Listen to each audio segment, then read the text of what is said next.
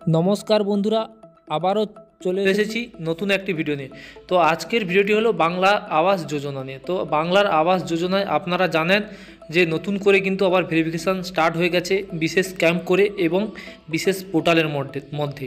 তো আপনারা যারা আগে যখন সার্ভে করতে এসেছিল তখন কিন্তু আপনাদের একটা মোবাইল নাম্বার নিয়ে গিয়েছিল, সেই মোবাইল নাম্বারে কিন্তু ওটিপি আসবে, সেইভাবে ভেরিফাই হবে এবং মোবাইল নাম্বার দিয়ে ভেরিফাই হবে বা ফিঙ্গারপ্রিন্ট দিয়ে ভেরিফাই হবে। এবং ডকুমেন্টস অনেক যে আপনার যে সমস্ত ডকুমেন্টসগুলো লাগবে সেগুলোও সেখানে বলে দেওয়া হবে কি কি ডকুমেন্টস লাগবে। তো সেই ডকুমেন্টস নিয়ে কিন্তু অলরেডি ভেরিফিকেশান হওয়া স্টার্ট হয়ে গেছে এবং কোথায় কোথায় হচ্ছে আমাকে কমেন্ট করে এই ভিডিওতে জানাবেন। তাছাড়া আপনারা এটাও জানেন যে এই মাসে কিন্তু ডিসেম্বরের কিন্তু 15 তারিখের আগে কিন্তু টাকা দিয়ে দেওয়া স্টার্ট হয়ে যাওয়ার কথা ছিল, কিন্তু হয়নি। সেটা হয়নি কারণ আগের ভিডিওতে বলে দিয়েছি আবার বিশেষ প্রক্রিয়ায় ডকুমেন্টস ভেরিফিকেশান হবে এবং যেই ব্যক্তির বাড়ি পাওয়ার যোগ্য সেই ব্যক্তি পাচ্ছে কিনা সেটা ভেরিফিকেশান করে, যাতে না কোনো মানে আগে যে হয়েছিল স্ক্যাম বা যে এই টাকা নিয়ে ট্যাবের টাকা নিয়ে যে অন্য অ্যাকাউন্টে ঢুকে গিয়েছিল যোগ্য ব্যক্তি পায়নি, সেইভাবে যাতে না সেটা হয়, যোগ্য ব্যক্তি যেন টাকাটা পায়, সেই জন্য কিন্তু ভেরিফিকেশান শুরু হয়ে গেছে। তো আমি আজকে বলবো সেটা হলো যারা বাড়ি পাওয়ার যোগ্য, মাটির বাড়ি কিংবা উপরে খড়ের ছাউনি বা টালির ছাউনি ঢালাই করা নাই, তো তাদের ক্ষেত্রে বলবো তারা পাওয়ার যোগ্য। হয়তো লিস্টে নাম এসেছিল, কেটে দেওয়া হয়েছে, বা লিস্টে টোটালি নাম নেই কিন্তু আপনি পাওয়ার যোগ্য কিন্তু আপনারা পাননি। তো সেটা কিভাবে পাবেন বা সেটা কিভাবে আবেদন করবেন সেটা আমি আজকে জানিয়ে দেবো আজকের ভিডিওতে। এবং অনেকের বাড়ি ক্যান্সেল করে দেওয়া হয়েছে, দেখা যাবে ধরো পাকার দেওয়াল তুলেছে কিন্তু দেখা যাবে কি হয়েছে, ওপরে মাটি বা উপরে টালি বা খড় দিয়ে ছাউনি, তাদের নাম কিন্তু ক্যান্সেল করে দিয়েছে। তো তারাও কিভাবে আবার পুনরায় অ্যাপ্লাই করবে সেটাও বলে দেবো কিভাবে করবে। তো আপনারা জানেন SMS কিন্তু অনেকের এসছে আধার ভেরিফিকেশান করার জন্য। তো আধার ভেরিফিকেশানটা আধারের সঙ্গে যে লিঙ্ক ছিল মোবাইল নাম্বার না হলে বায়োমেট্রিক দিয়ে কিন্তু ভেরিফিকেশানটা হবে। তো অনেকের মোবাইলে অলরেডি SMS চলে এসছে।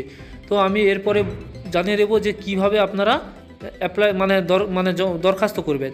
তো আপনারা একটা লিখিতভাবে ডকুমেন্টস শো করে আপনারা কিন্তু আপনাদের বিডিও অফিসে জমা দিতে পারেন।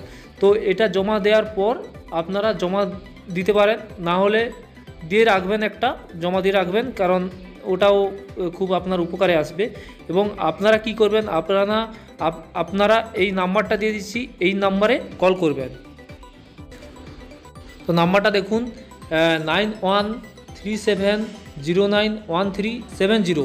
এটা কিন্তু সরাসরি মুখ্যমন্ত্রীর হেল্পলাইন নাম্বার। তো আপনারা সরাসরি মুখ্যমন্ত্রী লিখে গুগলে সার্চ করলেও নাম্বারটা চলে আসবে।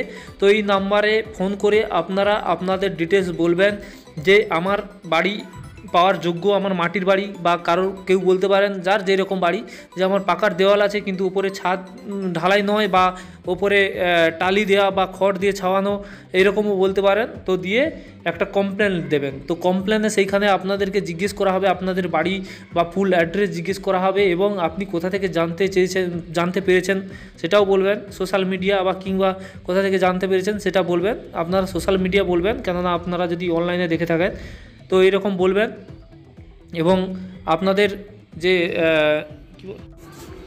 এবং আপনাদেরকে জিজ্ঞেস করা হবে যে আপনি কি জানেন কি প্রকল্পের জন্য আপনি কথা বলতে চাইছেন।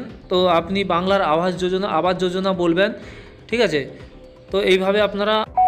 তো এইভাবে কিন্তু আপনারা নথিভুক্ত করাতে পারেন এবং ওই নথিভুক্তর একটা আইডি নাম্বার দিয়ে দেবে বা SMS-এর মাধ্যমে আপনার ফোনে কিন্তু চলে আসবে যে আপনি অ্যাপ্লাই করেছিলেন বা আবেদন করেছিলেন। তো সেইটা কিন্তু পরপর ফরওয়ার্ড হয়ে কিন্তু পরপর আপনার বিডিও অফিসে আসবে এবং সেই ফরওয়ার্ডের মাধ্যমে একটু হয়তো দেরি হবে, কিন্তু ফরওয়ার্ড হয়ে আপনার বাড়িতে আবার কিন্তু সরকারি দপ্তর থেকে লোক পাঠাবে। তো এই নাম্বারে কল লাগালে কিন্তু অনেক সময় নিয়ে নেয়, হয়তো আপনি কল করছেন ধরে না, কিন্তু করতে কলটা করবেন, ট্রাই করবেন বারবার, কিন্তু একদিন ধরবে, 2-4 দিন হয়তো হতে পারে, কারোর সঙ্গে সঙ্গেও হয়ে যেতে পারে।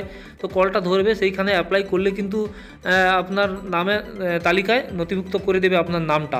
শুধু এটা যে বাংলার আবাস যোজনার জন্য তা নয়, আপনারা আদার্স ব্যাপারেও কিন্তু জানাতে পারেন। তো আমাদের মুখ্যমন্ত্রী কিন্তু বলে দিয়েছে যে মানে যাদের ধরো মাটির পাকার দেওয়াল কিন্তু মাটির ছাদ বা উপরে টালির ছাউনি দেওয়া আছে তাদেরকে কিন্তু ও আবাস যোজনার টাকা দেবে। তো সেইভাবে কিন্তু আপনারা এইভাবে অ্যাপ্লাই করতে পারেন। এই পর্যন্ত। ভিডিওটি ভালো লাগলে কমেন্ট এবং লাইক করে রাখবেন এবং চ্যানেলটিকে সাবস্ক্রাইব করে রাখবেন।